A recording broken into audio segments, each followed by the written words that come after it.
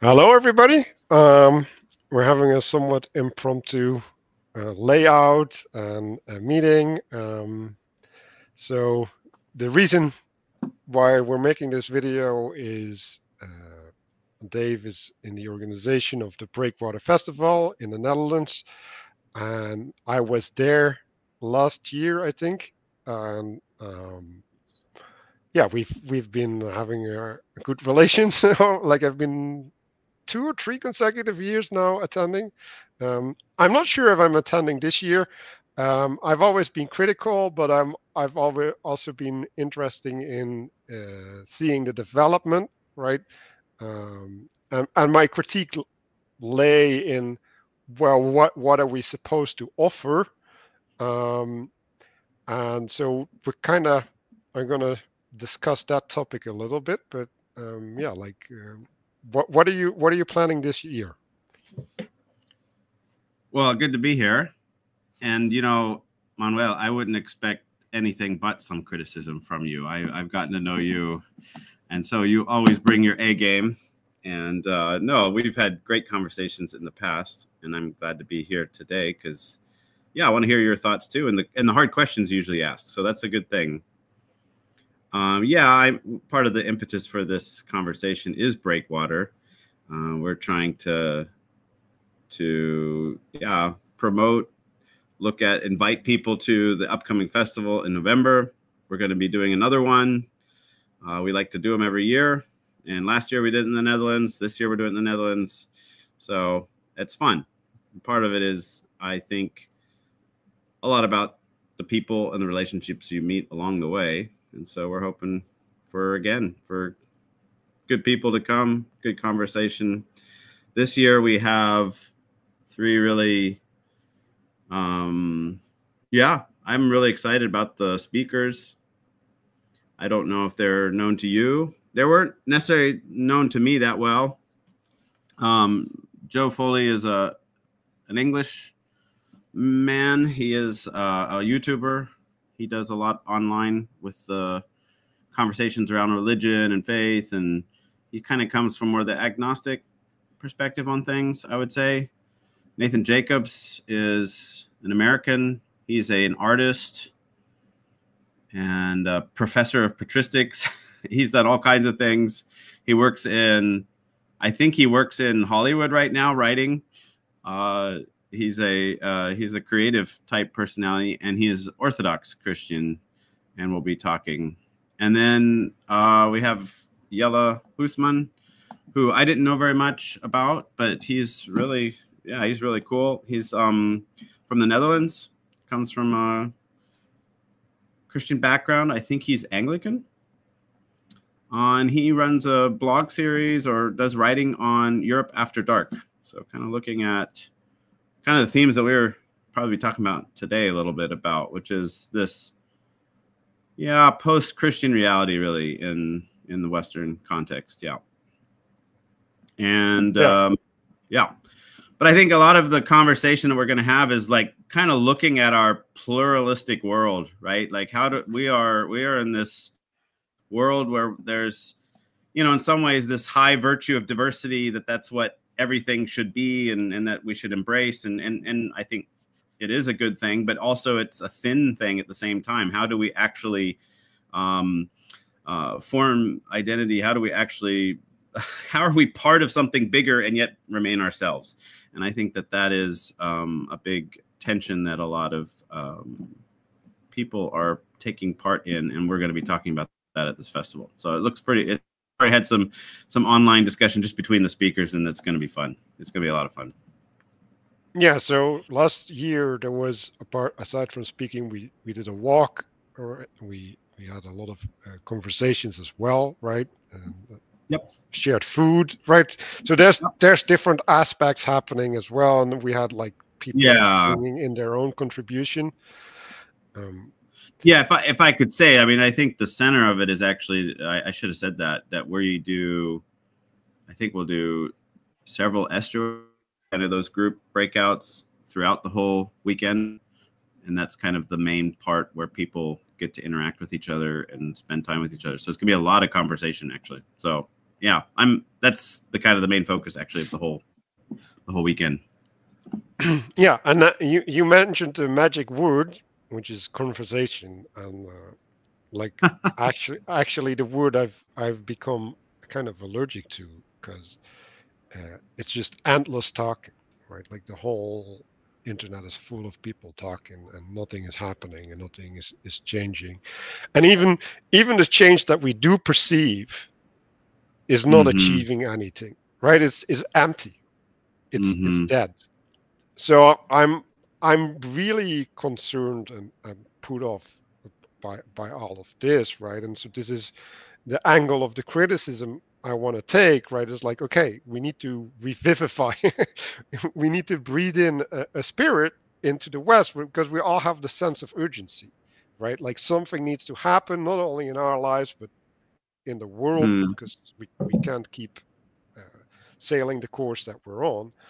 Um, and so the question is, okay, like what needs to happen, right? Is the form of a festival the medium that we should be trying to use to achieve these things? And if that, then what are we supposed to reap from there, right? Like what are the fruits uh, Yeah. that, Yeah. that such a festival should provide? Yeah. What's the purpose? Right? What's the purpose? Yes. Yeah. Because that's like purpose is interesting, right? Because it allows you to judge not only what you're doing but also what you're getting from something, right? And like Yeah. if you lack purpose, you can't properly participate either. Like that's the problem, right? And Yeah. so that's already a problem with a festival, right? Because, well, like you said, plural, right? Like the plurality is communing, right? But if the plurality is not sharing a purpose, there's no communing, Like, right? And then it's like just what are we trade. what are we celebrating really if Right. we Well, call it a that festival? Right? right. I want to loop back to your comments on conversation. Do you find that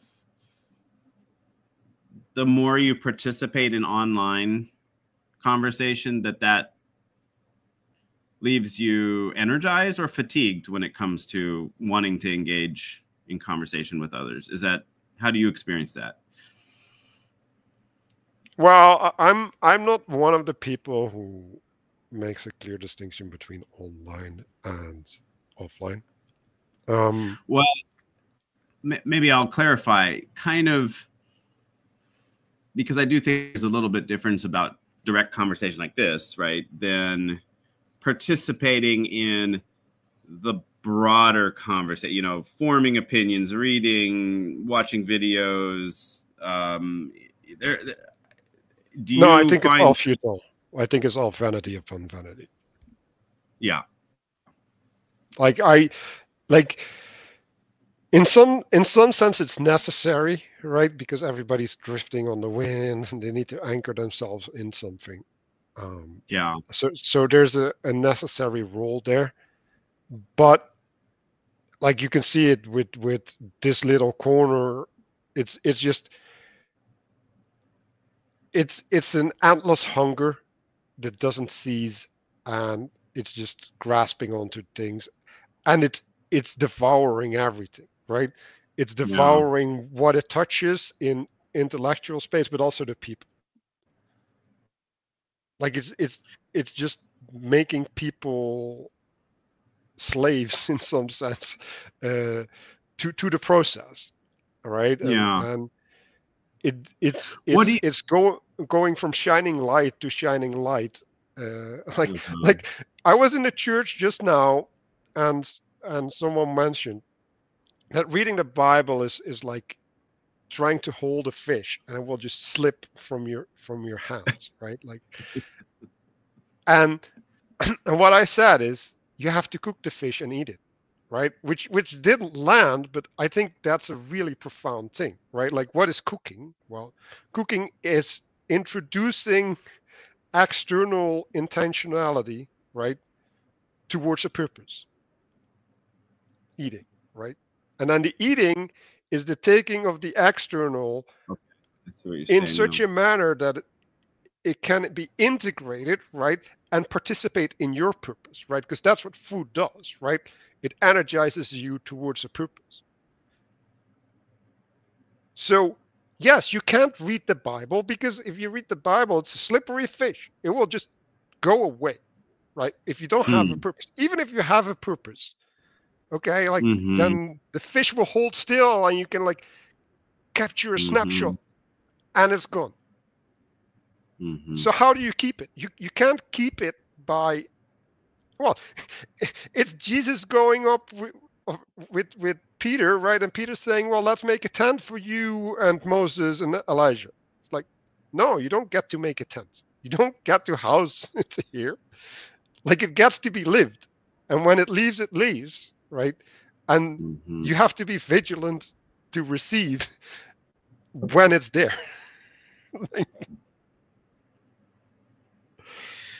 I've never heard the metaphor of the of eating the Bible before, so this is a helpful. It's a new one for me. I'm I also think it's in the Christian. Bible actually, but Yeah, it is food. No, I think there's. I like that slippery fish, and I like the richness of well, what do you do then with a fish if the Bible, let's say, hard to digest, right? Or you don't know what you're looking at. Yeah, you have to come at it with intentionality. I think you have to. I think you have to have a purpose of what you're actually trying to do with the Bible, right? And which is ultimately it's trying to feed you, which is what I like that metaphor says. Um, I think sometimes we, you can treat the Bible as like some kind of magical book that then like is just long as you have it in your hands, then it'll reveal all the, you're not engaged, you don't have any agency in the whole process of what you do with the Bible, right? Mhm. I think some people treat it like that. I often think it's a very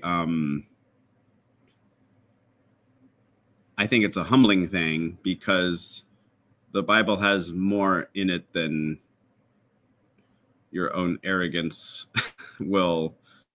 It'll find some place to put that you don't know as much as you think you know when you go into the Bible, and then there is a somewhat of a posture of submitting. I think that also helps in that would be that's I don't know how to put into the cooking metaphor, but I do think it is some kind of reverence that also helps you understand is Well, about. I Yeah. can put it into the fish metaphor, right? Yeah. So what happens when you squeeze an eel, right? You I've never squeeze it done. and it will flop out, right? Because you're Yeah. putting pressure and it, like the pressure will remove it from your hands, right? So that has to do with your approach, right? Like Yeah. it's something that's given to you, not something that you take, right? And so Hmm. in Dutch actually, and I don't know what it is in German, but in Dutch, the word for understanding, which I really like in English, is begrijpen, to grasp, begrip, Hmm. right? Yeah. And Oh, yeah. That's in German. yes, and that's Yeah. yeah, but that's an active posture, Mhm. begrip, right? So Yeah. so that's misleading, and I think it's actually it might be like partially the reason for the philosophical traditions, right? Because it invites a certain approach and attitude towards knowledge, Yeah. right? To and if you if you do that, you will be a failure, right? Because if you grasp, you can only have the things that are graspable, right? And so all the fishes they will go, right, and you will be left with clams and whatever, right? Like the objects that are solid, right, that are tangible, right? And this is where we're at with the scientific framing, right? It's like, okay, like we just have Mm. categorized after all the tangibilities, right? It's like now Mhm. we're Mhm. done. So if the Bible as a medium is a slippery fish, what is then the internet as a medium? Well, And the inter what posture should we approach it? right. So let's just say, right. So it's all, you have a puffer fish, right? Like the poisonous fish that you have to prepare very carefully in order to be able to eat it, right? Like I even look at the Bible in that manner, right? Like you need the Holy Spirit to assist you with your interpretation, right? Like Yes, you yes. can't just do that, right? And you need to receive that Holy Spirit from other people, because like you're not going to attain that on your own unless like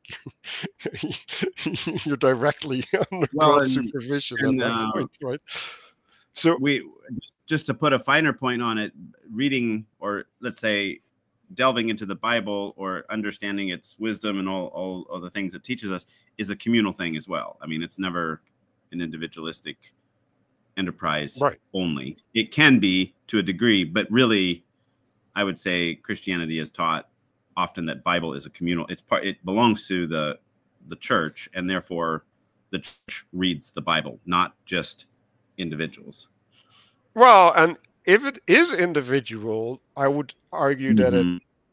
it fills its purpose, right? Yeah, So yeah, yeah, so yeah, I don't, yeah, I actually think that ultimately that it's not possible.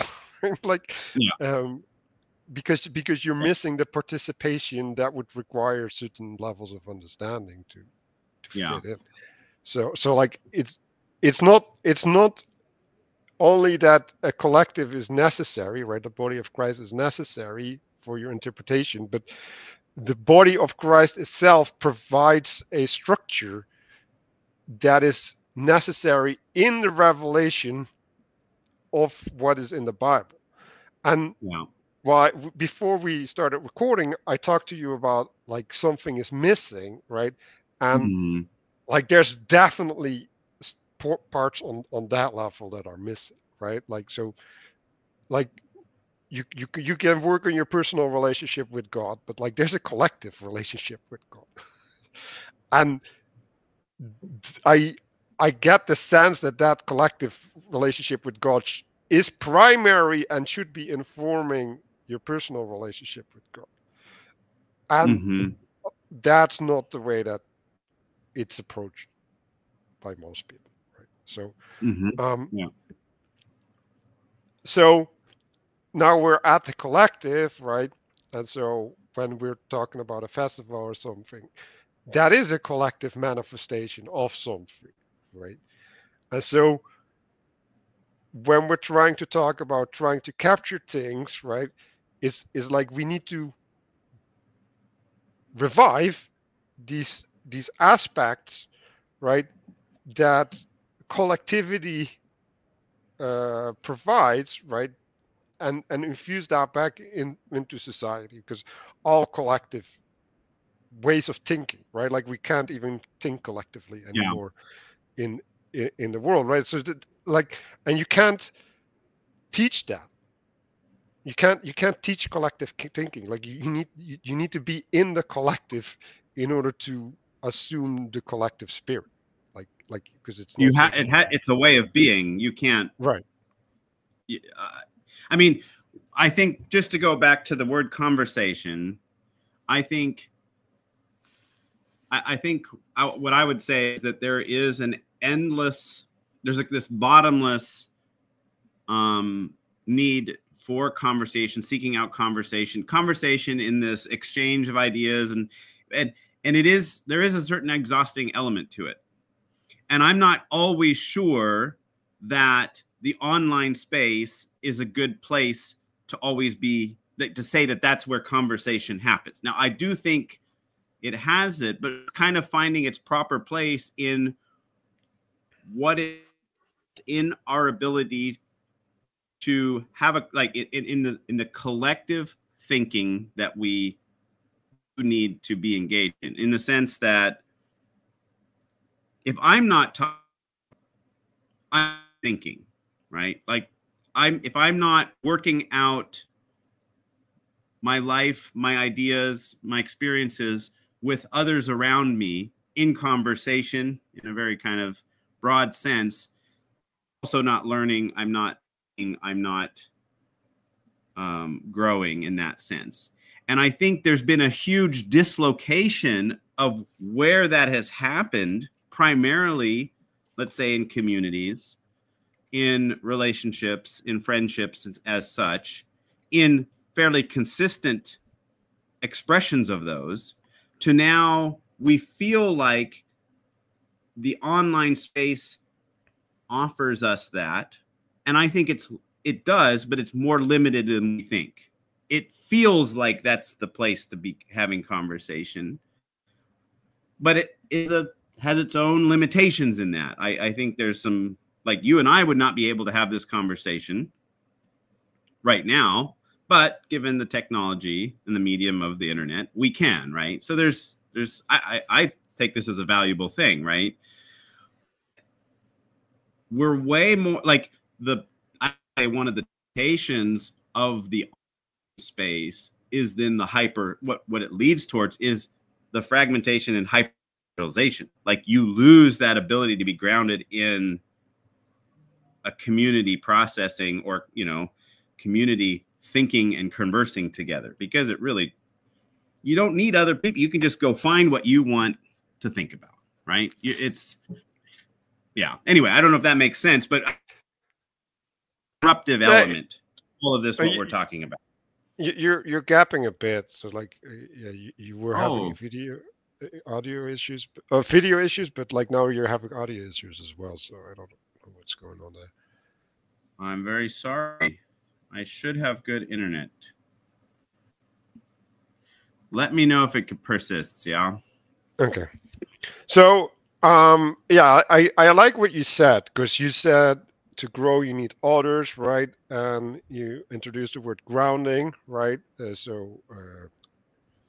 I've been thinking a lot about respect, right? So respect Yeah. is to look at again, right? So if you respect things, you return to them, right? You update yourself in relation to them. Because people use respect really weirdly, but like that's essentially what it is, right? You give things value, right? You attend to them, and and so grounding would, in some sense, the way that you described it would be like, okay, I go into the world, right? I deal with the dragon, come back with the treasure, right? And I provide the treasure, right? And like if I only bring gold and I don't bring food, like the people starve, right? So like I have to attend to the reception of the fruits of my efforts, right? And if you're not grounded correctly, right? And so that's a shit testing as well, right? It's like, well, are you still like purposefully busy, right? So the things I've gained a lot of insight, right? And like when I sit in front of people, I'm like, okay, you're doing this wrong, you're doing this wrong, you're doing this wrong, this is the path, right? Like it's all available to me, right? But I can't communicate it, right? And it's not that I can't articulate it. Like I think I actually can articulate it really beautifully, but I can't reach people, right? So it's worthless, right? Like it's pigs before pearls before swine, right? And so the issue isn't having the answer, right? Like I actually believe that the answer will be provided, right? Like knocking the door will be open, right? Like the issue is being able to listen. The issue, like you said, right? Like, well, can I sit in front of the Bible in humility? Like the pastor has been hammering on the fact that you have to ask the Holy Spirit in your to guide you in your interpretation, in your reception of what's in the Bible, right? Like that puts you in a stance, right? It puts you in a relationship, in a way of being, right? That hopefully, if you even get a sense of what that means, right? Because like it's not obvious what that means either, right? But if you get a sense of what that means, then that allows you to find that receptivity, that resonance in you, because that's actually what it is, right? Like there's part of you that is receptive to a wavelength, right, of a message or whatever that is in seed form in the Bible, right? Like so that like Mhm. you get these seeds of the Bible planted in you, right?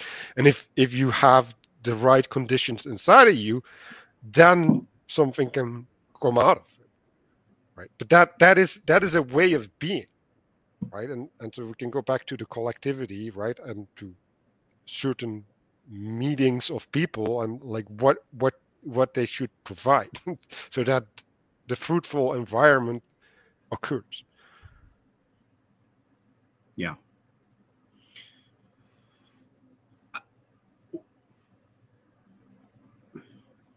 Wow, there's a lot of different ways we can talk about this. Let me throw out something to you.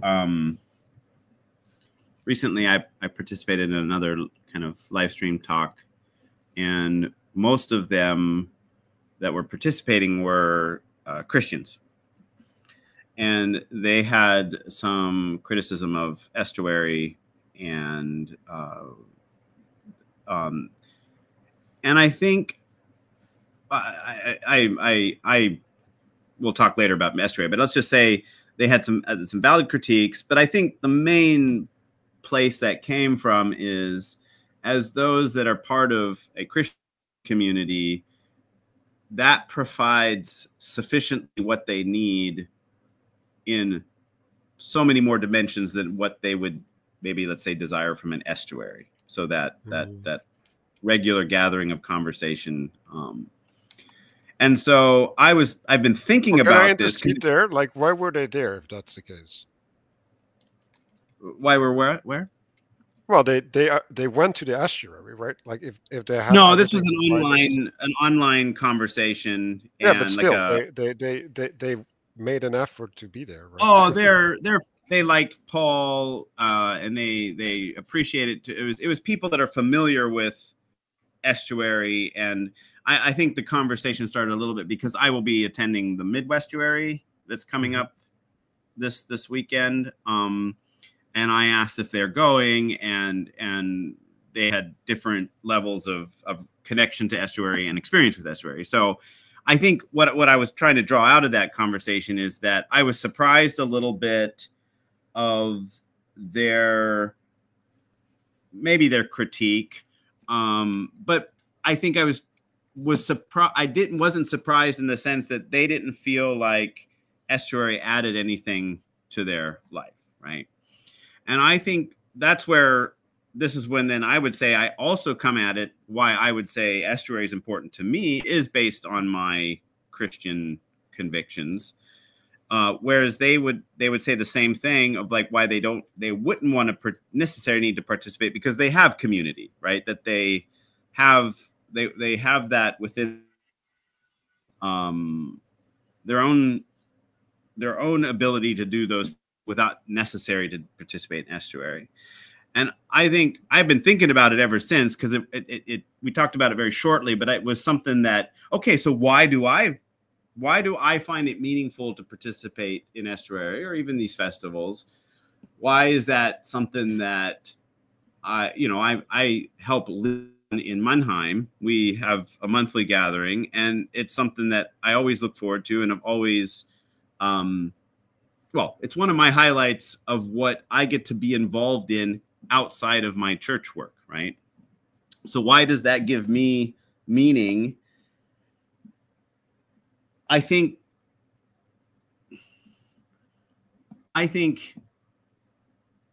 Well, people, let's go yeah. to purpose. What is the purpose? Like, in what purpose do you participate? In what reason do I? Yeah. Well, I not think, reason, purpose. Like, it's a little bit. yeah, I think I'm looking for connection and friendship, and I want good conversation. I think that's I think an obvious thing because there's so much, like I need some place to process stuff as well. There's so Okay. much. What is what the thing that you're processing? Oh, it can be. anything, but real life. I think more the way, what am I supposed to think about different things that keeps bombarding me all the time if I spend 10 minutes online, right? Like where do I go to talk about that? I think what I've said, and I've said this about just estuary in general, that we've lost somehow the capacity for conversation, or where we don't have those filters anymore in our as so ready available to us, that we again need to find to build a culture around. We need a culture of conversation, and I have found that in estuary. And I mean conversation in that filtering sense, right? Meeting real people, real, sitting in a room together, actually talking about personal things or abstract things, or but it's all tangible to people, right? It's not just something I encountered on the internet somewhere, right? It's a very grounding experience. I think the other part, what relates to my faith, the purpose of it is, I get to interact with all kinds of people and feel more authentic in being Christian in that space, because I'm finding ways to, well, reflect not only what does faith mean to me and how it affects my life, but I'm also bringing it into conversations without where I'm giving freedom and trust to do that in an authentic way, not just in a like a manipulative, need to have an agenda way, right? Which is often a difficult barrier for many Christians as they engage about the meaning of faith to themselves towards the outside world. I find in the estuary, I can talk about its meaning to me in everybody's receptive, because I am not trying to, well, supposed to smuggle in Jesus, right? We're not supposed to be, but if I can talk I about it don't in know terms, about that, but okay. Like, well, we're pretty open about that, because part of it is being able to hold a conversation in with many different with many different people that show up with many different places in their lives, right? And mhm. I would say the majority of people that come to our estuary are Christian or have affinity to it. They're not like this. I think some of the people that filter out are people that come in antagonistic towards it. They're more open, or they want to talk about things. But what I find is many people that come who are not Christian are tremendously they're they're so relieved that they can have honest conversations with people. So I feel like just from that alone, I'm like, I've had more meaningful conversations about what really faith means to me, because people are really asking me some kind of fabricated situation where I'm telling them from, yeah, it's been a very open and authentic way of doing conversation. So that I've always taken, into that place. And so that's where, for me, I put it much more under, when it comes to my Christian faith, this is kind of service, right? I'm participating, I'm ministering to other people when they're not doing well, but I'm doing it as Dave, right? And they know that I'm Christian, right? So I will pray for people that then bring up hardships in those conversations. So it's a way of being engaged in the world that is deeply meaningful to me, because I get to integrate my faith into that. Mhm. And that, see, this is the big difference then, I think, why it's so special. We live in a very secularized culture, and it's hard to do that because these things are supposed to be absent of that. Many places where we're supposed to be in relationship, from colleagues to, if you're friends in parent circles or whatever, all these things, the religion and all that is supposed to be absent from those spaces. And I found the opposite, that estuary, we get to actually be more open about those things than I am in many other places. Yeah. Okay, so there's a couple things going through my head, right? So first, you're talking about, well, processing signals effectively, right? And one of the things I've learned is just to kill every signal, right? Because if it's not pointing towards God, like why am I engaging it, right? Like so, so and that works on many layers, like because well, whatever, like it's just a process that I'm in, and it Hmm. it changes who I am, right? Um, so that connects with the question that having in my mind, right? Is because it's like, okay, you're having these conversations, and a lot of these conversations, especially online, they are like even debates. They end up being group therapy, right? They basically end up being people processing shit inside of them publicly, right? And like, it's even a danger that this conversation can devolve into that, right? And like, I'm I'm not certain that doing that at all is even a good thing, like at all. Well, yeah. Why do you say that? Why is that a devolving? Why is that a negative thing? Because feelings are supposed to be fitted in a purpose, right? So they're supposed to contribute and guide, right? And if we're processing them, we're lifting them up, right? Like we're giving them more significance than they ought to have, right? And then they start guiding our lives because we look at them instead of God,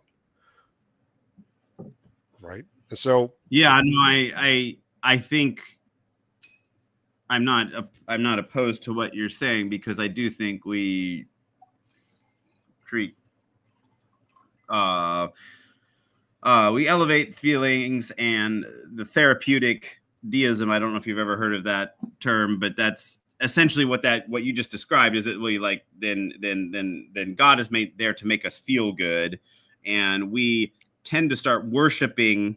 Sorry, using religious terms, we start to worshiping at the altar of feelings because we're looking for that absolution in our lives to feel better. And I don't always right, think that that's the ultimate purpose with feelings, right? Yeah, I agree. right, yeah. So in other words, right? Like I agree that that is also a thing, right? But like I'm more looking at it this manner, right? So you feel yoked, right? So you go out onto the internet, right? And then something presses on your shoulders, right? And it holds you down, and then you get to speak about it, right? And then you find a relief, right? Like that would be a translation from what you just described, right? And then the question is, right? Is that like I can say, well, that's good, right? Because now you've relieved the pressure, right? But I can also say it's bad because that's not the means by which you should relieve the pressure, right? Well, I think there's all kinds of ways to deal with emotions. Right. And we might live in an age where we kind of over talk about that and therapize that. But I would push back just a little bit and Yeah, but say, it's no, but that's hold not what I on, mean, though.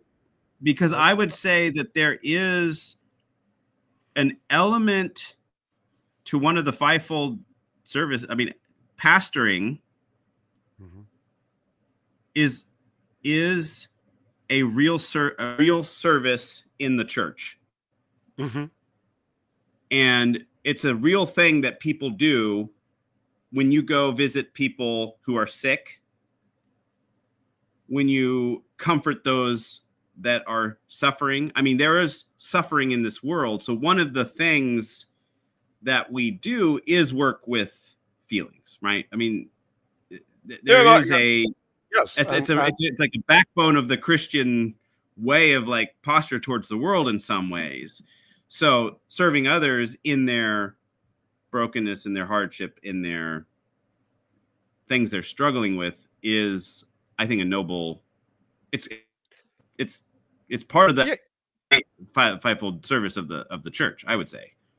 yes. So if you can translate that in saying feelings are real, right? They're part of the world. Yeah, Sometimes feels they're hard. out of whack, right? And then we have to deal with them, right? So yes, I agree, right? And part of being a Christian is, well, like that's what healing is, right? Like that's providing a Yeah. healing of the soul, right? And so you could see the soul as magnifying something too much or something, right? And it's like, okay, like we need to reduce its significance. But then the question is like not so much that you have to do that, right? But it's like what means do you use in order to do that, right?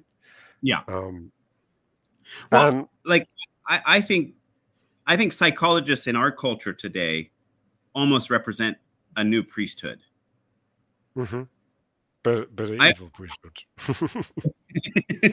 I mean, I think we have changed psychology from a method and a tool to helping people in their suffering and their, you know, figuring out emotions, that thing, to actually almost a religious level where it's supposed to offer Salvation, yeah. salvation, because it almost promises that. And I think Hmm. that that's where it's showing its cracks, because people, they start losing faith in therapy as the way to find salvation in their life, right? Because there are limits to it. But I don't doesn't mean I can still speak positively towards it. But I do think it has, if we're going to talk about a hierarchical kind of, it has gone up too high in our estimation in what value, and it's taken an outsized proportionate place in what we value in how we're supposed to understand the world and solving all problems, right? There's a kind of a Hmm. therapeutic vibe to any kind of problems we see now in our society. You know, like, oh, we just need to care more. We just need to, you know, it's all these very interesting ways that that filters into society, right? Yeah, And so I actually, I think the pastoral side is very different in one remarkable way, which is we will suffer with. We will, like, if there is suffering, then it's taking on that suffering. That's embodied in Jesus's servant. yeah, walk the 2 miles. Yeah. Yeah. And it's not saying that suffering is bad, Hmm. which is very different to the therapeutic worldview. Yeah, so Yeah. I actually was having a conversation about that earlier today on X, and like I said, a corrupt tree can't bear any good fruits, and like Mm, I'm pretty much on that, right? Like, because like let's just say, right, like therapy or whatever science is associated with that, right? It's capturing true patterns, right? mm. Then even if we require those patterns, I don't think they should be packaged from psychology. Like they should be derived at through common sense, if that makes sense. Like meeting the situation, right? Because I think like you would what? have, in the past, people would have used the word wisdom, and now we use psychology, right? Like, almost. No, I don't think psychology is wisdom at all.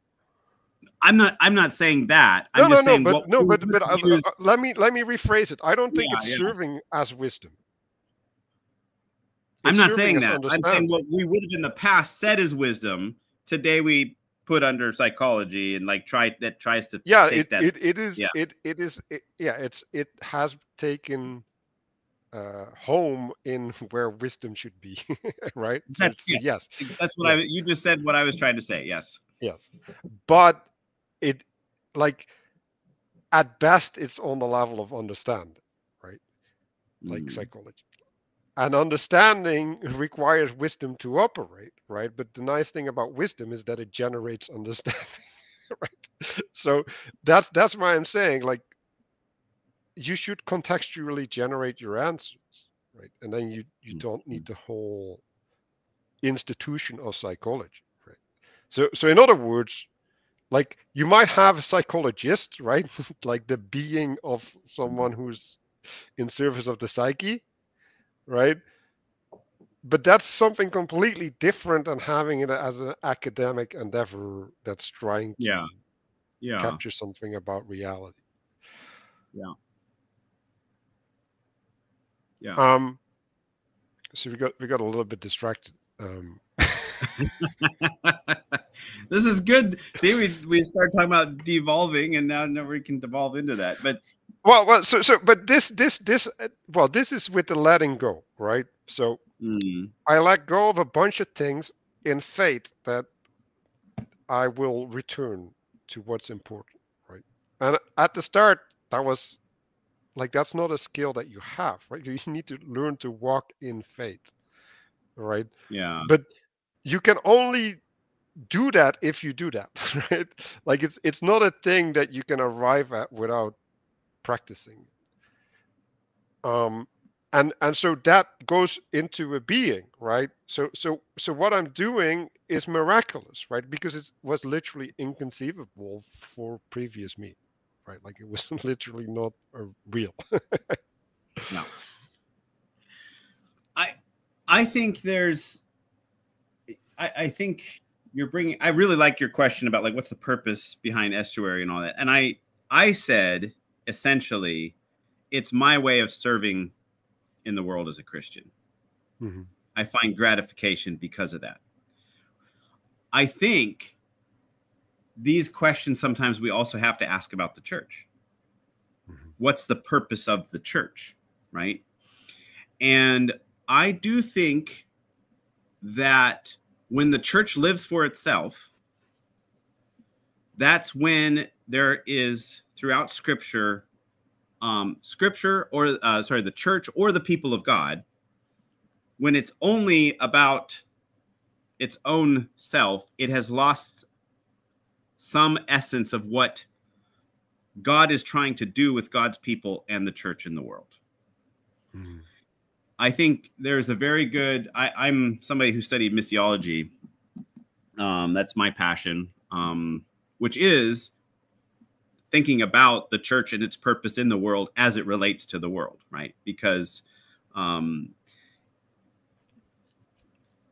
the the teaching that has or the phrase that has I've found it very influential, but I think has shaped a lot of conversation in this area in the recent decades is this idea that the church does not have a mission, or you could say another way: the church does not have a purpose.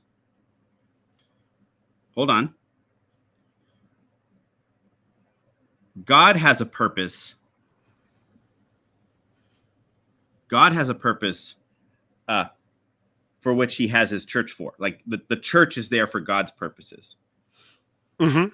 It's And inheriting a purpose. Yeah. yes, and the church is at it struggles when it sees itself as the purpose in the world. No, God has a purpose in the world, and therefore He has a church. Hmm. You see? Yes. And Yeah, and we inherit the purpose from the church. yeah.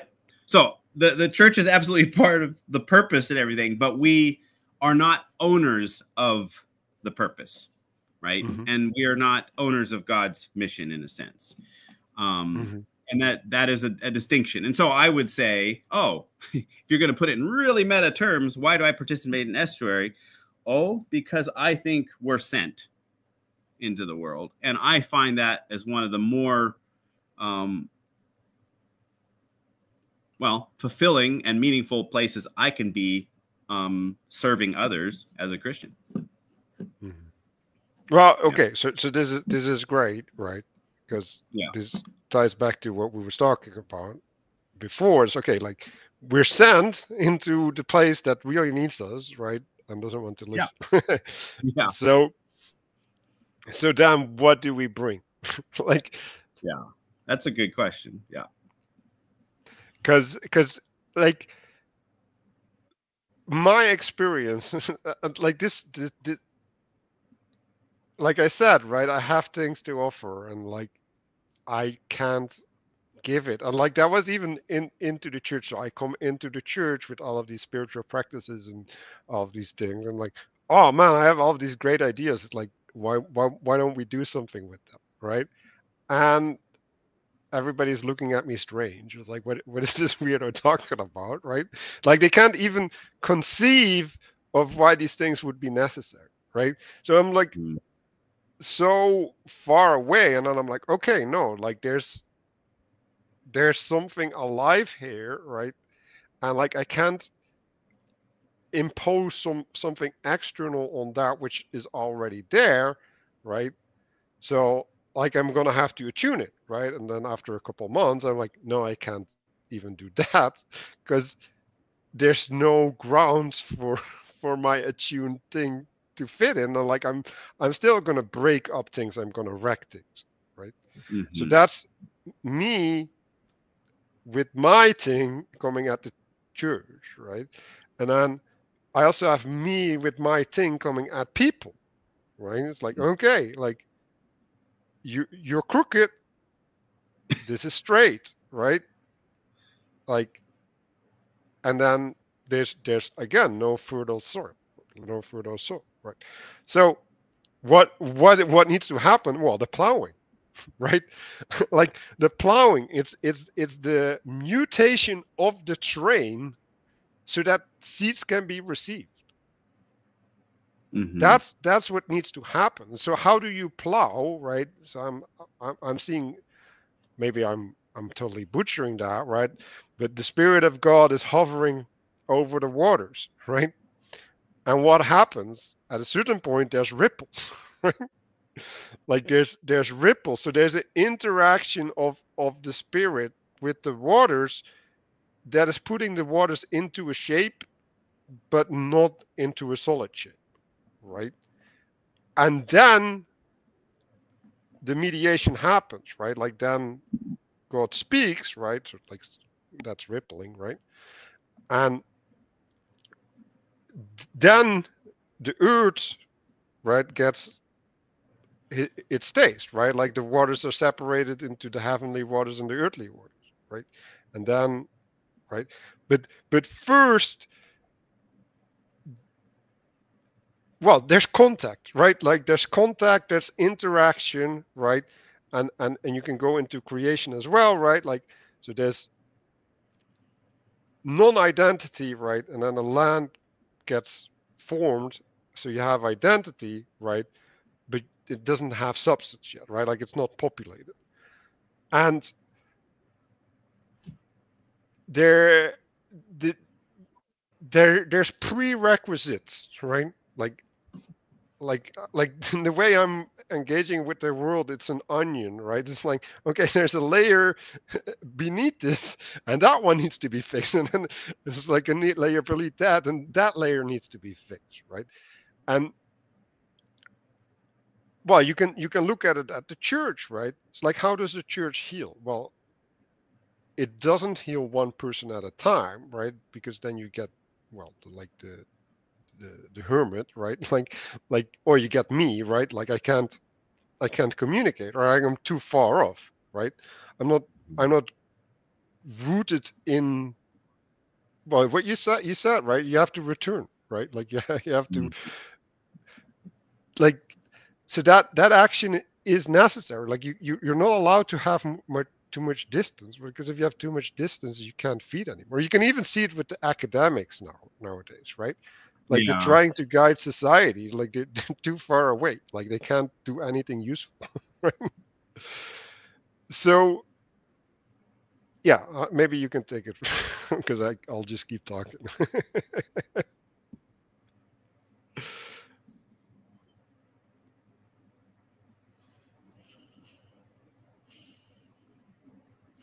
I I think, well, I like this conversation because I'm having to think also through what my involvement in Breakwater and Esther means to me, right? Like it's why do I do this, and why do I think it's important? And I see it in the sphere of as Christians relating to the world, right? And I think before we started talking online, you talked a bit about our context today. When we say our context, we're talking about the West, Europe. We both live in Europe, and the church is having a very difficult time. Most denominations, most different expressions of church, and there is a sense of I think disillusionment or despair, you could say, and I think it's a real crisis, actually. And those that participate in church communities and participate in the Christian life, it's hard to know how to communicate to the world around you that has seemed to show a lot more indifference. I don't find it can be sometimes antagonistic or there's hostile elements to it, but it's a lot more. It's this idea that it's not relevant to most people, in the sense that they have kind of written off organized religion as something that Yeah, I would frame it differently, right? How would you frame it? So I would literally frame it as it's unintelligible, right? And Yeah, that's a good way to say it. the hostility or the indifference, right? They're all reactions to the unintelligibility. It is foreign to them. You Yes, mean like that? yeah. So Yeah. so you have this foreign thing, right? And you can conceive it Yeah. as a threat, right? You can conceive it as a curiosity, and you can conceive it as an ancient artifact, right? And that will determine the way that you receive someone, right? So like, oh yeah, you're just talking about this old stuff and I can just discount it, or you're talking about this old stuff and that old stuff is trying to dominate the new stuff, so you're a threat and you need to be dealt with, or you're just like, oh, you have this curiosity from the past and like, oh, let me just engage in this flowery exploration, right? But all of them don't have like the soil, the fertile soil where anything can land, right? Because like when you do the flowery exploration, which is the most healthy, you're still a tourist, right? Like you're still not partaking, right? And so, well, to go back to the festival, right? The way that festivals work, especially in the Netherlands, is you come with your tent, right? You consume a couple days, right? You get your kick, literally take your drugs, right? Then you go back, right? So that's the consumer mentality, right? And if you're if you don't have an enchanted world, like that's actually the only interaction that you have. Like the only modal interaction that you have is what does it mean to me? What can I get out of it, right? And then we're with the grasping again, right? Like we're trying to have something, right? Like we're trying to attain something. But if you're trying to have something, you can't relate to what it is, to its being, right? And so you're blind. You're not receptive to what is actually offered.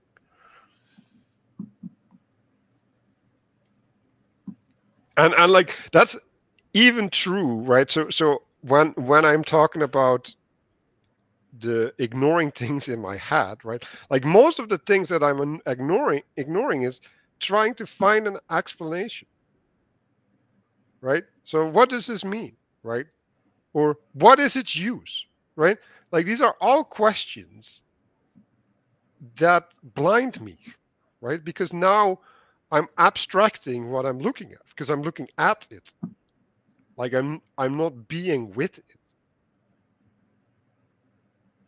And What's that is the this it?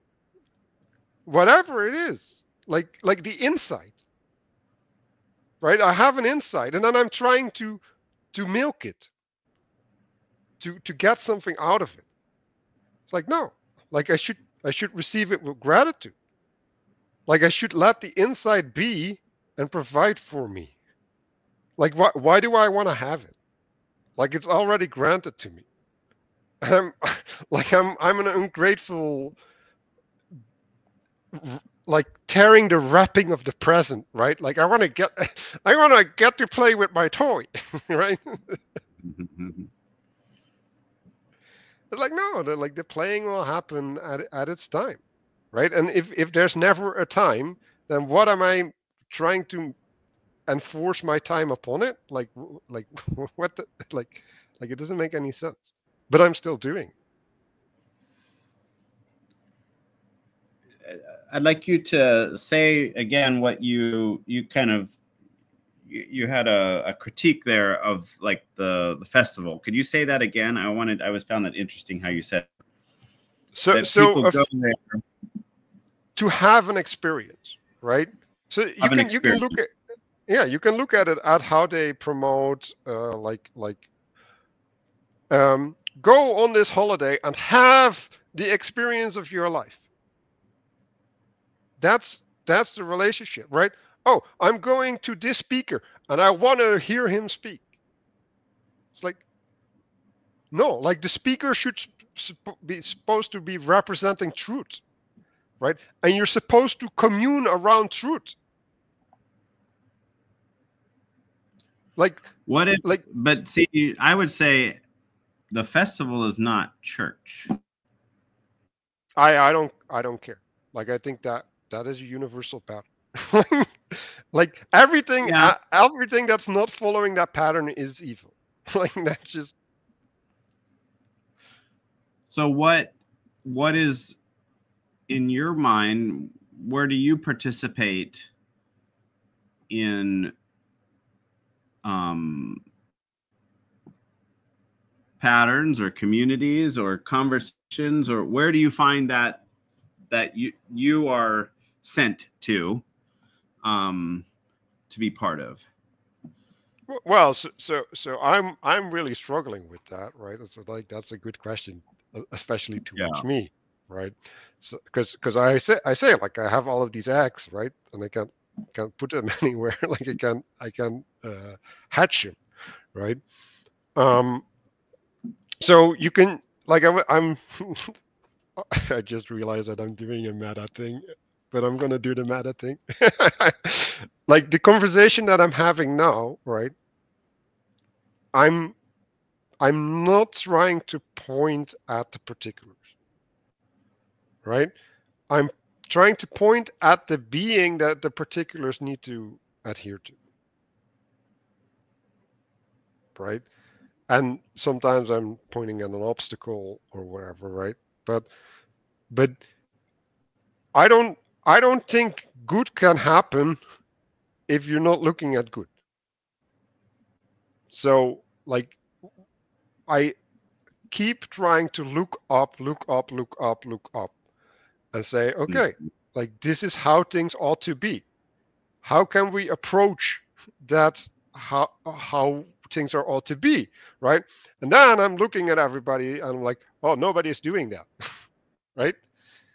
And then I ask myself the question, why is that not happening, right? And then we start peeling the layers, right, like the onion.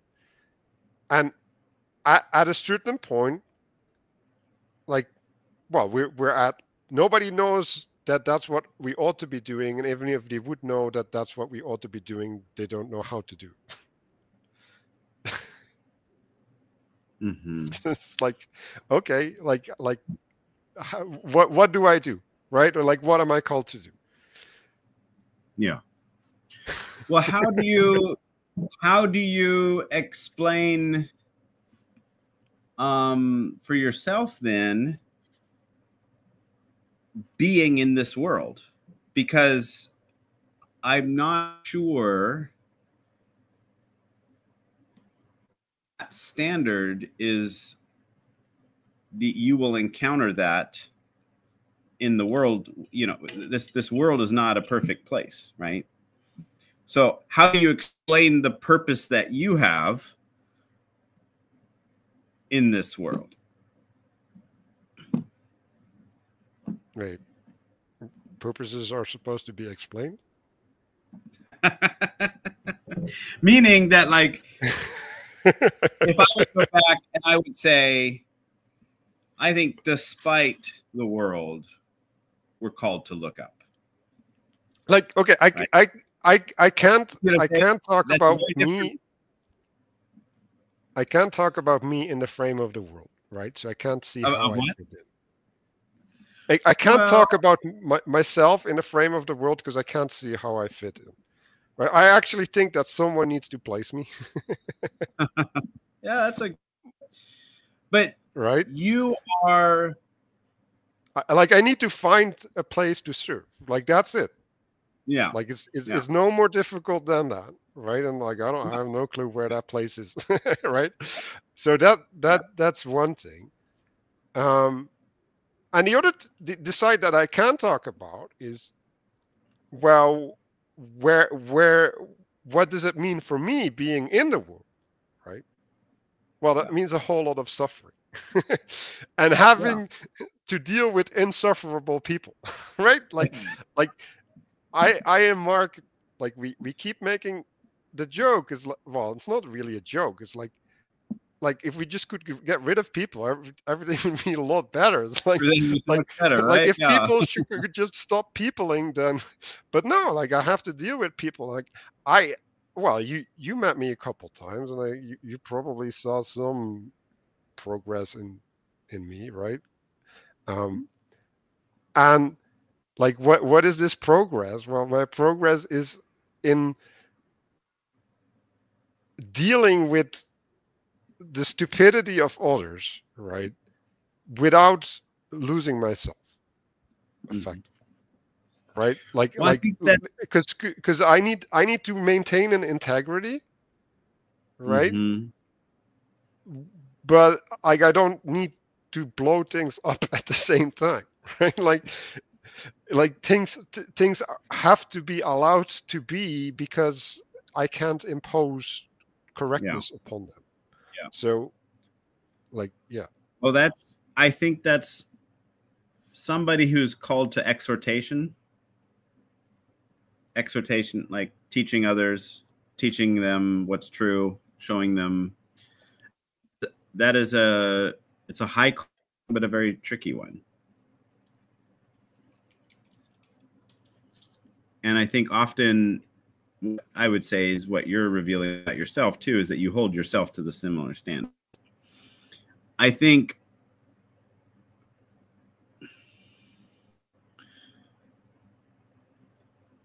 when it comes to truth, so let's go back to our discussion about the Bible.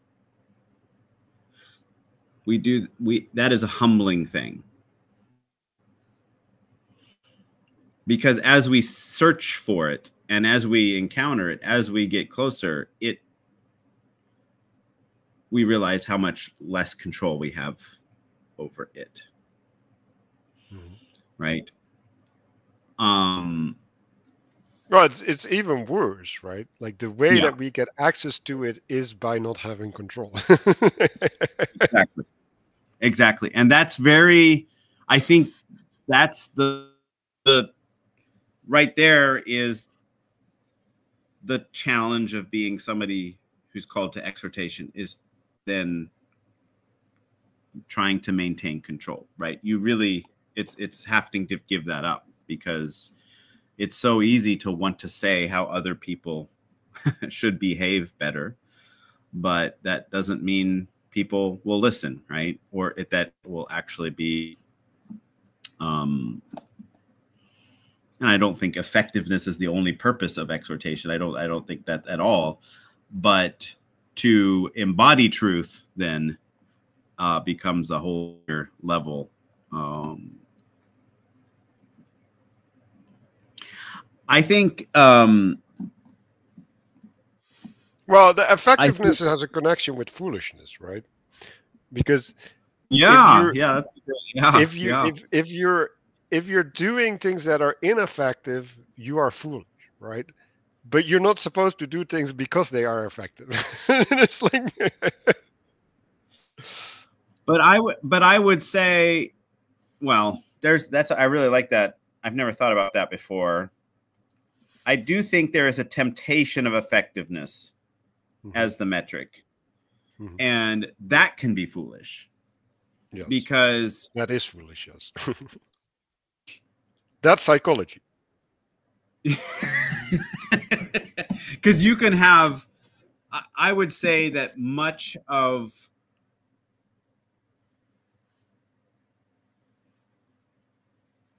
if you're calling people to truth, in some ways it's calling people to be more faithful, right? And and it's and that is different than calling them to be more effective or to be more right or to be more um and and I think we underestimate, sometimes faithfulness is foolish in the eye of effectiveness, right? And that is that is, I think, the posture we have to this world in a nutshell, is that we are called to be faithful despite the world how it is. Mm-hmm. Okay? Meaning, why should you give up yourself for others? Why should you love your neighbor? Why should you comfort the widow, greet the stranger? Why should you love me? That is foolishness in a world, in this world, and in any world, right? But I don't know. Like if you look at like Eastern according thinking or to the whatever. world, according to Yeah, the but world, even yeah, but not according to the intelligibility that we as Christians are immersed in. yeah, but you see like think Brett Weinstein, for example, right? He's making evolutionary arguments for altruism, right? So there's a perverted earthly way where you can still justify these things.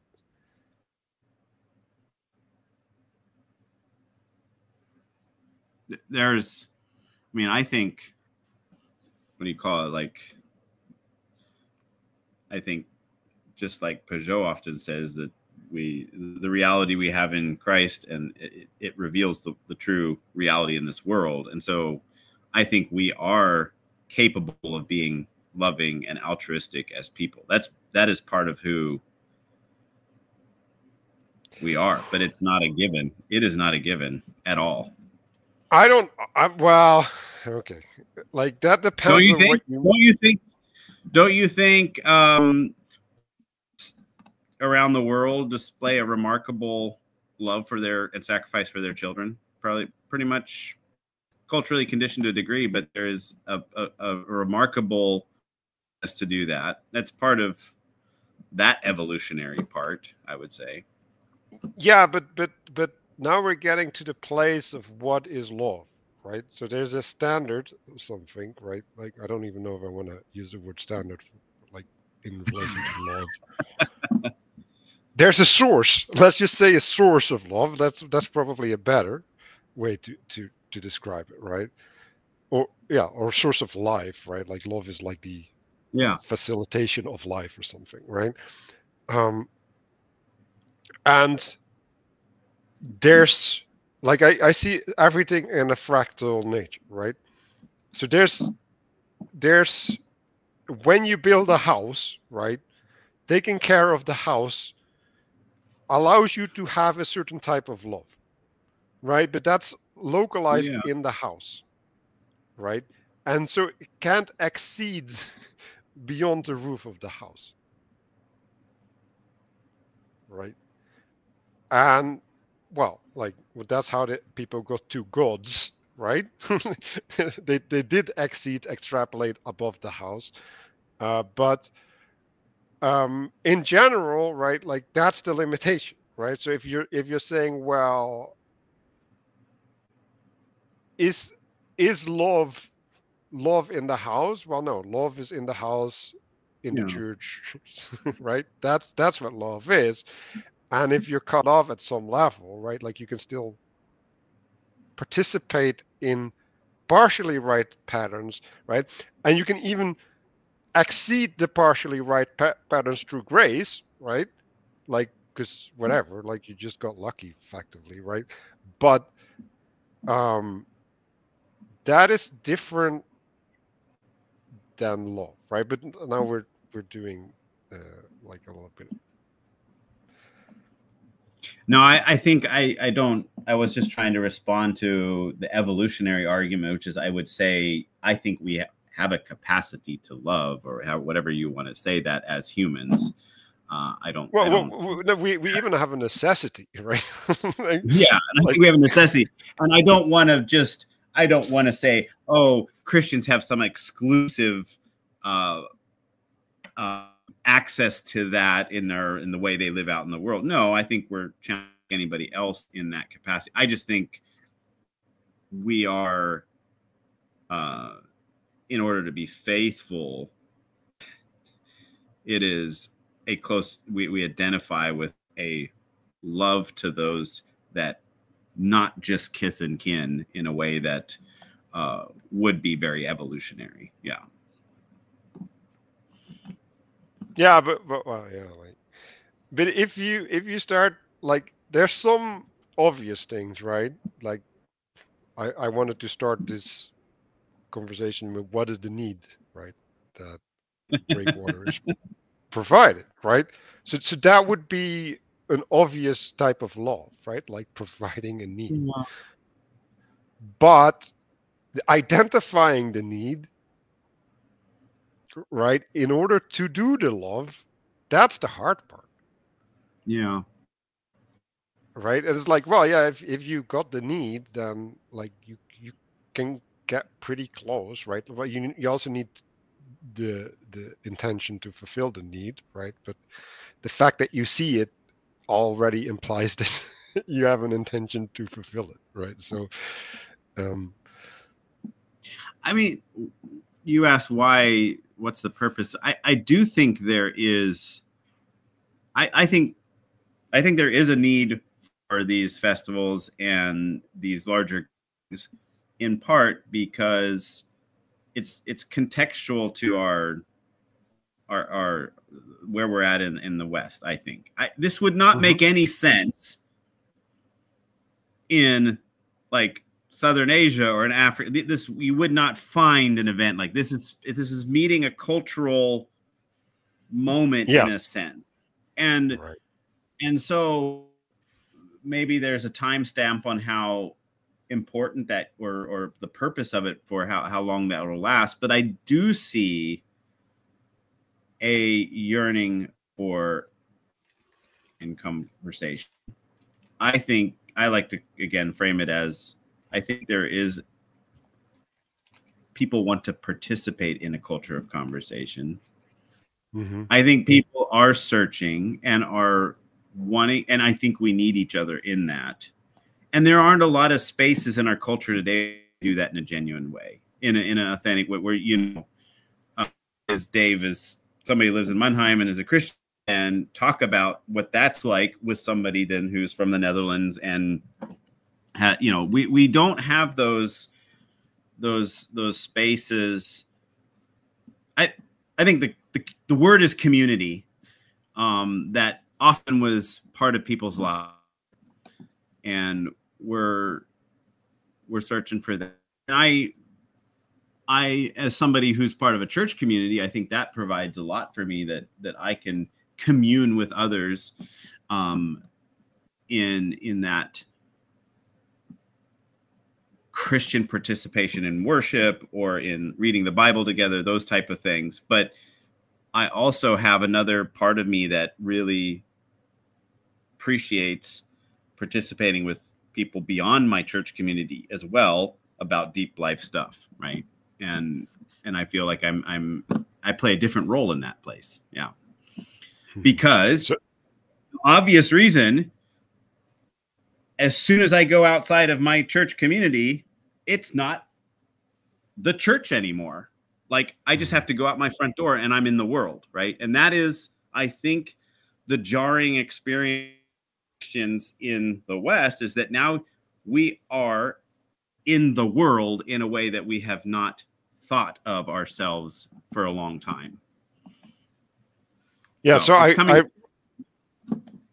it's coming coming to what? grips with that now. Yeah. Yeah. So like I like what you said, right? And I even like the tail of what you said because it actually gave me um, a way to tie it in. Um, Mm-hmm. so what you said, and this is why I've always been sympathetic to the estuary breakwater efforts, is like you are fulfilling, like you said, a local, a cultural, right, or like I would say, a fashionable, right, need, right, and in the fashionable needs you are partaking, like we just were saying, like in some sort of fundamental patterns, right, Yeah. in a somewhat more purified manner than generally available, right? So that's a good thing, right? And then above that, you even have a bunch of Christians with Christian worldview and Christian framing that are infusing that from the top, right? And keeping that spirit more good than like it otherwise would be, right? So there's a bunch of components that don't make it a disaster, right? And could even result in miracles, right? Like you have a proper concoction, right? But um, and this is where you're saying, well, as Christians, we're living in a world that's not Christian, right? That's the element that I feel is missing, right? So there's there's an answering that you need to do to that reality, right? Where the church is not presupposed, right? It's not the highest, Yeah. right? Yeah. And so you need to artificially have the church in the festival, right? You need to have the festival serve God, right? Without it putting on the full Christian dress, if that makes sense, right? And then, right, to go back to purpose, right? So if the if the festival is somehow receiving that purpose from God, right, it would organize all the smaller purposes under it, um, and also judgment as a consequence, right? So like, oh, this doesn't fit in, or there's a lack that we do need to cover, right? Um, that that would then flash out, right, and then it would just hierarchically, naturally meet that purpose, right? So I think that is what I'm trying to get my fingers on, right? Um, cause uh, cause like estuary, well, like it is described as a leaderless, right, thing, right? It's a thing without a head. It's like, no, you need a head, right? And we need the top hat, right? We need the top dog to supervise everything below it, right? Um, so yeah, that's the way that I bind it together. Like I think that is just like there's a lack from from the secular world to relate to Christianity, right? Like they don't have the tools, right? They don't have the foundation. I think it's the opposite way too, right? Like for some reason the church has has been um well castrated or something, right? Like they can't sow their seed. like like they can't be the salt of the earth, right? Like there's two ways that salting the earth works, right? Like one is it provides taste, right? But salt is also a preservative, right? Like it keeps it from spoiling. Yeah. And like if if if if you if you're not the mediative force between God and civilization, like I don't like what are you doing? like like you're not what you're supposed to be. like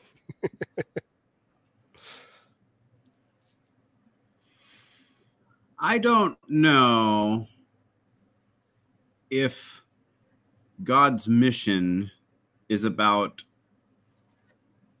the way God works in the world with people. Is it can include, but I would not want to reduce how God works to coming up with a proper structure for others. did I say I think structure? no, I I said think purpose. The I per purpose makes the structure. for example, I think the festival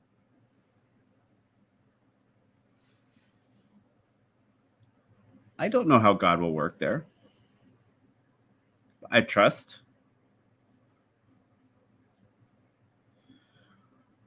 I think we try to put together a festival where we are giving attention and respect to people's desires and yearnings to want to connect and have conversation. Um, I can't impose a like. So I I can't impose a. actually I wouldn't impose a church structure onto it, right? yeah, but I Um, actually I'm already objecting to what you just said.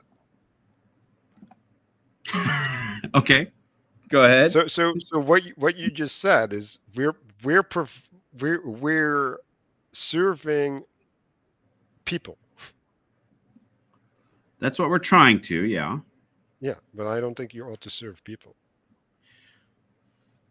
But that's what I'm trying to say is that I don't think I think God serves people in a multiplicity of ways, not just Yeah, but structure.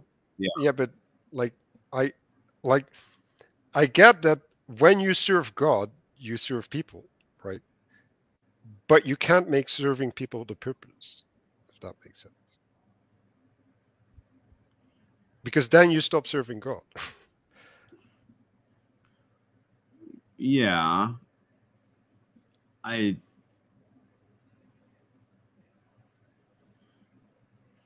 I mean, I think we're always supposed to serve God.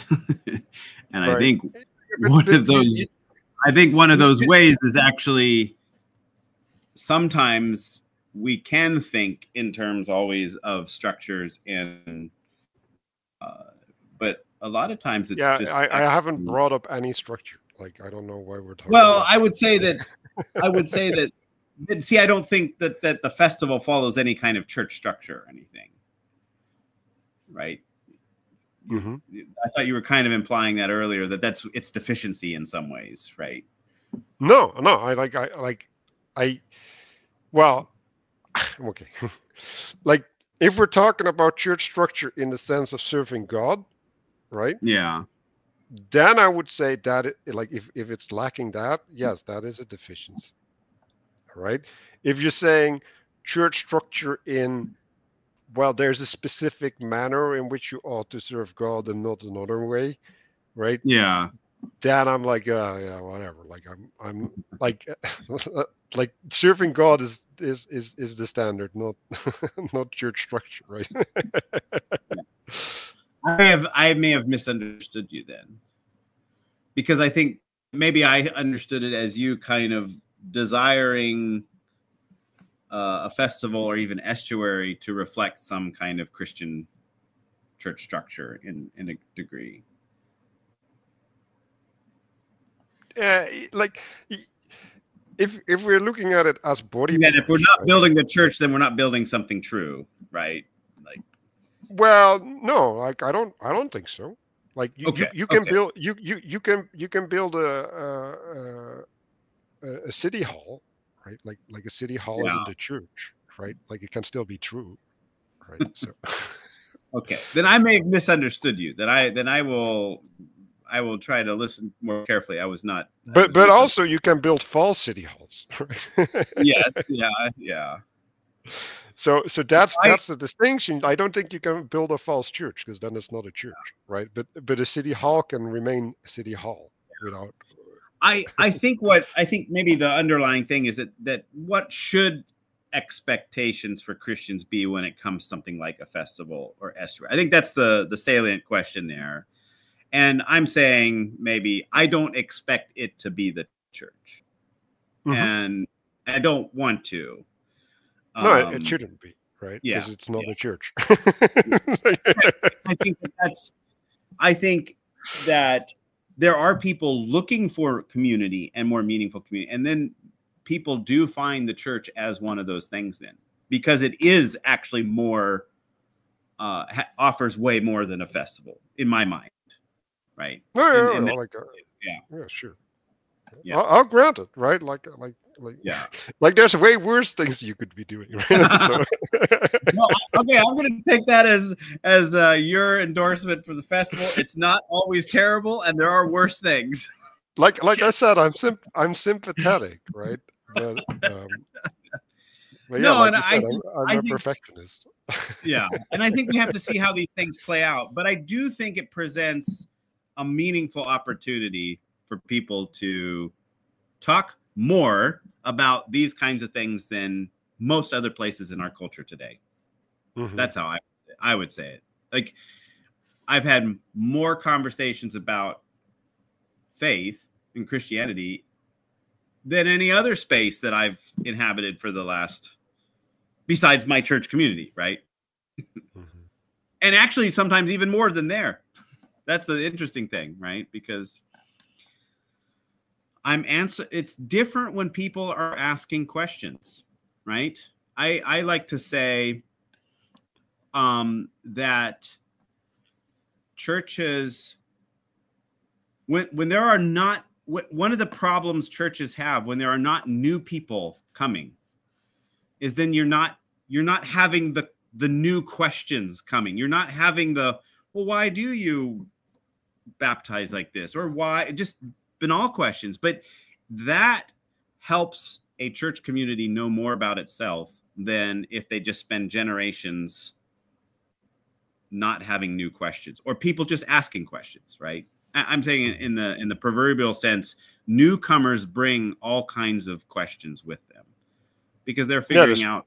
Yeah, the stranger brings yeah, revivification, but also corruption, right? So, yeah, yeah, yeah, yeah, yeah, so yeah, and well, okay, let's that's a good framing, right? So if you just take as the festival as a church, right, and like, but instead of having a cohesive body, right, you're having a fragmented body, right, and then that yeah, fragmented body is exposed to a lot of yeah, foreign elements at the same time, right? yeah, So that's maybe the distinction there, right? So you have, and so like what do you do with that, right? Like yeah, how do you respond to that? yeah, um yeah, and so yeah, I wanted to touch more on the being, right? So because I think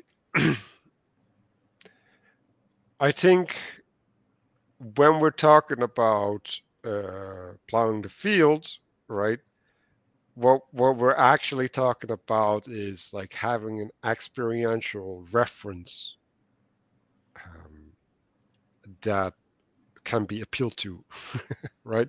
mm-hmm. Um, Mm-hmm. and so, how do we get an experiential reference? Well, we get that by participation in something, right? But also with a certain reverence. Like I actually, that word came up for me today. And I was like, oh man, because reverence, yeah, like maybe you can you give your understanding of what reverence is?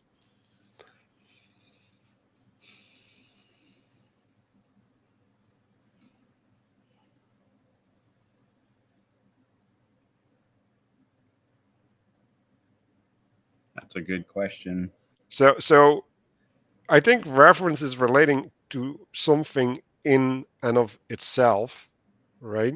So it has a being separate from you, and it is above you, and it Yeah, is in some way you are subjected to it, right? yeah, And the yeah. reverence is honoring it in its place or something, right? And in its role or whatever, like and so Yes, yeah. okay. No, Well, that's good. No, I like that. I thought also immediately that it's something above, right? It's not just a. There's something awe or sacred. There's something about that worthy of it, right? It has its. yes, Yeah, it's implied worthiness, yes. yeah, yeah, yeah, yeah. Right, but that's the important part, right? Because Mhm. like I've been struggling with gratitude, like I think it's Mhm. horrible, horrible, horrifying, whatever. Because like we can say, well, thank you, thank you, thank you, right? It's like no, like like saying it from the heart is really hard, right? Because like it requires you to see things in their place, right? And then see their effect upon you, and then your dependence upon them, and then somehow you got to steer it and mix it, and then add a little bit of sugar and salt. Like I don't even know, right? Like it's too hard for me. Like it's but but I think reverence is important, right? So because reverence is the the allowance for a benevolent subjugation, feeding into gratitude, right? And Mhm. feeding into understanding of our place in the world, and thereby justification for humility, actually, right? Um, and the reason that I'm saying this is if we can expose people, right, to be like that, right, to have experiences like that collectively, right, and then have some sort of reflection upon them or whatever, like that that that might be what plowing the field is, Hmm. right? um and so Do like if like my vision of what service a festival should with that intention, right? Like if that would be your purpose, like getting people, well, plowing them, right? Wait a minute. Does not sound correct. It does not sound right. You're Okay, saying we just entered the PGA 18 territory. but So why did you do it in the Netherlands again? what I do think that's interesting, though, there is a little bit of an overlap between gratitude and reverence.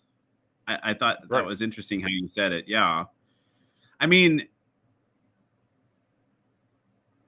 there's something about gratitude that, yeah, you can. There's something formulaic about it, or we're supposed to express those things, and I think I actually would say that it is important to practice gratitude as something we remind ourselves as something important about this life, because Yeah, I'm I do I'm think actually gonna I think that, disagree. no, I think it's a very, because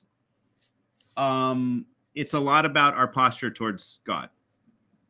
I agree, and I think it's essential to know God, Yeah, to be grateful, I right? think, But because I'm going to say that there's an element, though, of disconnect of, like, when you do the platitudes of just saying it, but like mhm, there are, like, when you really experience gratitude in your life, there are moments that you have that, right? It's not just a something you literally or something. I disagree. Well, I would say it. People that suffer Yeah, have a relationship to gratitude I don't think so. Not that necessarily. is, oh yes, No, I don't think so. in in a some of the people that I have, Christians that I've met that have suffered dearly in their life, have a different they have an ability to understand what gratitude means in their life Yes, in yes, a way that right. I don't, because I have not Yes, suffered as they have. yes. And I so agree, right? So it I is an wanted to affordance, right? But there's no necessary like the suffering doesn't necessarily lead to gratitude. It might also need lead to resentment no, it or doesn't. But I think right. that's one of the reasons why we practice gratitude, right? In the face of suffering, where so what I would say, like just in a mini microcosm way, I'm now been almost a week now in the US, away from my wife and my two I have my daughter with me. And I begin to feel, well, I feel that they're missing. You know, I wish Mhm. they were around. I miss talking to them and having that, you know, that there's this low level suffering, right? But it's just like they're important to me and I feel it more because they're far away from me, right? Mhm. And I find myself feeling very grateful to my wife in my life, you know, but it's not something I would necessarily feel this way if she was around all the time. Now, I'm grateful Mhm. for my wife, but it's partly is that distance has accentuated something, right? And Yeah, I just wanted to contrast, right? make that as an Yeah. example of an everyday type of experience that in some ways I feel like I should tell my wife how grateful I am for her Yes, because she's you far should. away, right? You know, You like, should yeah, you should immediately call her after the conversation. I will call it. Good advice. But But you know what the point I'm trying to say is that there's yes, something that I am aware of because I'm going through hardship of some sort is where, yeah. yes. So like I'm descriptively, right? Those elements are there, right? I'm just I'm relationary. I have some like qualms about what you said, right? So for example, why don't we instead of practicing gratitude, right? Because like the issue I have with that is that doing if you're being grateful from an ungrateful heart, like that sounds like a perversion. Like that sounds something like you should avoid at all costs. Like I think it's better not to do.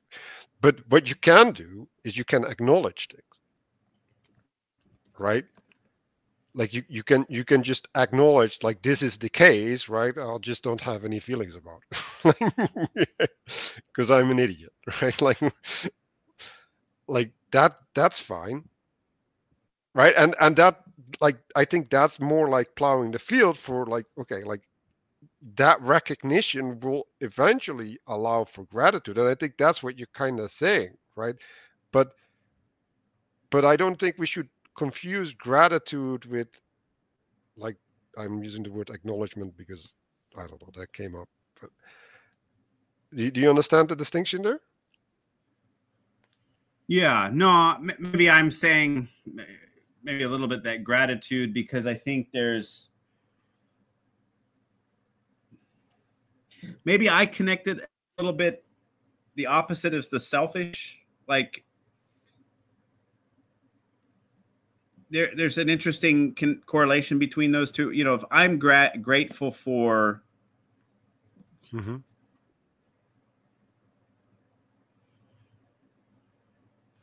especially if I'm grateful in the face of, if I'm grateful for God despite my life not going well, you know, that is Mm-hmm. a, or the meaningless or the menial things that you have to do. I don't know. There's a little booklet. I don't know if you've ever heard of it. Brother Lawrence, Practicing No, the I don't Presence of read God. books, man. Like I'm It's called Practicing the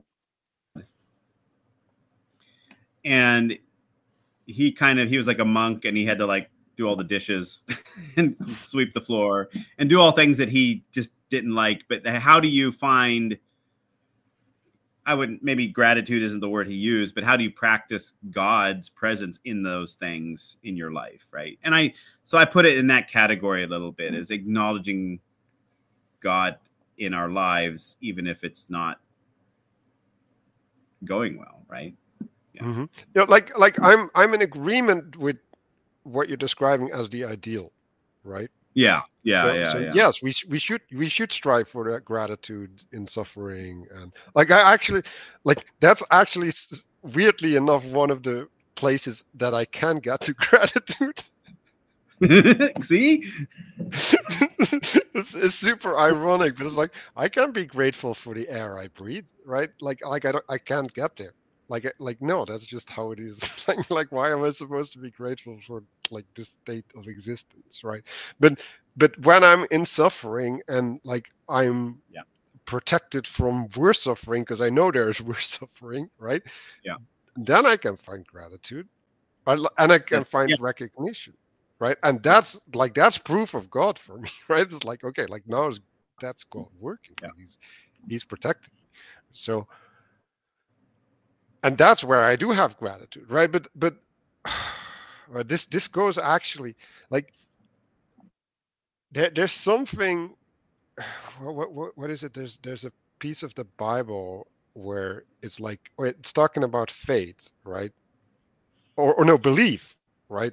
And I Mhm. started understanding belief as from understanding approaching something, right? So I believe in the true nature of something, right? And if I have that true belief, right, then everything is possible. That's the connection with everything is being possible, right? But in the belief aspect is the trueness of what is possible already there. Because if if it wouldn't be true, you couldn't truly believe it. Does that make sense? Mhm. Mhm. Right? So the belief isn't like an access to the truth of something, right? And then you have to live that out in faith, right? Because you still have to adhere to it and hold on to it. But Well, what I'm, as somebody who I'm gonna give you a little challenge or homework. Look up more scripture on gratitude and what we're called to do with that, because I do okay. think it is a big part of faith. Yeah. Yeah, I agree. We practice in our community. We do table fellowship together, and we have we don't do at the table. We don't do the Lord's Supper, but we do a prayer of thankfulness and for God's provision, and we symbolically do that with the breaking of bread. Mm-hmm. Because the scripture we like to base it on is the Emmaus story, where after the crucifixion, there's those two disciples leaving Jerusalem, walking to Emmaus, and Jesus comes with them. And then at the end, they invite him to the table with him. And when he breaks bread, he's revealed to them. And so we use that as kind of our motif. But in that story, Jesus says he breaks bread and gives thanks to God. And so that's what we do when we're practicing gratitude. In a sense, we have bread, right? And that is what I kind of mean. It's a little bit of a way of recognizing, wait a minute, let's just take this for granted.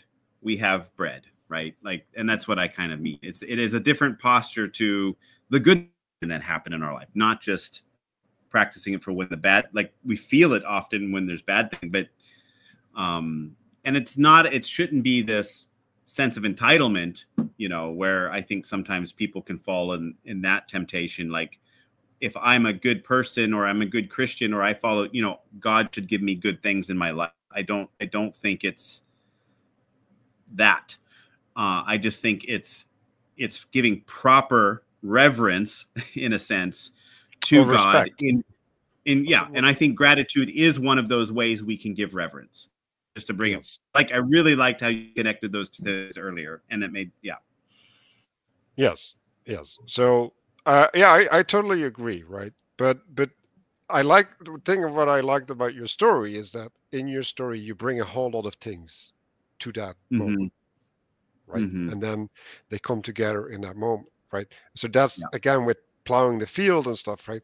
Like like you need to have all of these things to have the fullness, right? And Yeah. if Yeah. some of them are lacking, then you're gonna be having a lopsided and perverted experience as a Yeah. consequence, right?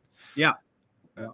And that's what I'm talking about. So you have to be really careful with these things, especially because if you have a perverted experience and you save that experience in your mind under gratitude, like that's a prison, right? Like Yeah. to overcome that, like that's gonna be a struggle, right? So Yeah. that's kind of the thing that I'm trying to prevent. Like you gotta be led in step by step, and like there's things, right, like Moses had to cover his face, right? Like Yeah. there's just things that you shouldn't be introduced to, because like, yeah, you can't relate to them. That's basically it, right? and Yeah. and so things like a festival or an estuary or whatever, right? Like they're low level engagements, right? Where, well, basically they're like pop up versions of, okay, you get exposed to random things, right? um but I think the importance is, right, well, the reference, right? Like this thing occurred, has a specific meaning, right? Because it places us into creation in a certain manner, Mm-hmm. and we need to understand it as that, right? We we're supposed to recognize it as that and not as something else, because Mm-hmm. if we start recognizing it as something else, right? So for example, like you get the consuming of sex, right, as if it's love, right? It's like, well, Mm-hmm. no, like, because if sex is not nested into a healthy relationship, right, Mm-hmm. which is supposed to be marriage, right, which is supposed to be under God, then that sex is eventually gonna carry all of this other stuff with it, right? And now Mm-hmm. you have this spiritual scarring that, like, you might never even resolve. Yeah. um Yeah. Well, thank you for the time. I'm grateful for our conversation. I have yeah, yeah, gratitude, yeah. and That was, I'm glad we got to talk longer because we've talked in the past. Because you mhm, came to Mannheim for the yes. festival there that we had in our community center there. That was a lot of fun. I remember you from there, and you were also in the Netherlands, and we had a long conversation. So this was a lot of fun, man. I appreciate the questions you brought, and also some of the concerns or criticisms you have, because yeah, we're honestly also trying to figure out what is this space and why is yeah. I think the purpose questions at the center. Why do we do this? Mhm. So I appreciate you bringing the question, because that's exactly what we need Right, to right. be. Well, and again, right. So I think that's maybe the service I provide, or what I can do is like, okay, like I can frame things. It's like, what are you up to, right? And what is the way that you're supposed to relate to what you're up to, right? Yeah. And and there's not a, like you were like, and you're not alone in this, right? It's like, well, we can't put it into a system or in a structure, and it's like, yeah, fair enough, right? But that doesn't mean that you should ignore it, right? Like, Yeah. Yeah. and and the answer, right, is to embody it, just like Yeah. the church embodies Christ. It's like you you have to embody it, and that's the only way to deal with it, right? But the only way to embody it is to attend to it, to revere it, right? To respect it, like, Mm-hmm. and to recognize it, right? And in that, right, you can take others along in that recognition, right? And then you get communion, right? Like then you're communing around whatever it is you're doing, like that. But those are like necessary components for that, right? And they're necessary components for having a body, right? And if everybody is well, meeting not under Christ's name, but under the name of the body, right? With the understanding of the body, then you have something that can translate to Christ, Mm-hmm. right? Yeah.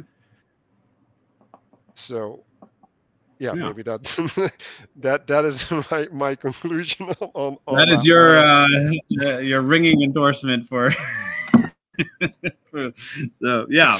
No, appreciate So, this very so much. people, my endorsement is there is hope. There's hope. There's hope. There we go. Yep. Yep. Yeah, Uh, but to be fair, it's always going to be up to us, right? So yeah.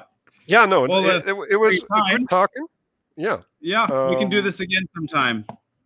yeah, we should, because like I think there's more we have I need to get stuff into. like Yeah. this. Yeah. Like it develops, and also, well, it lays my egg, right? That's I don't want to know what that means. well, like I didn't start on insemination yet, or did I? Whatever. I don't know. Okay, everybody, thank you for watching. Leave a comment. I have all the stuff probably in the description if you're interested. And thank you for being an awesome guest. God bless.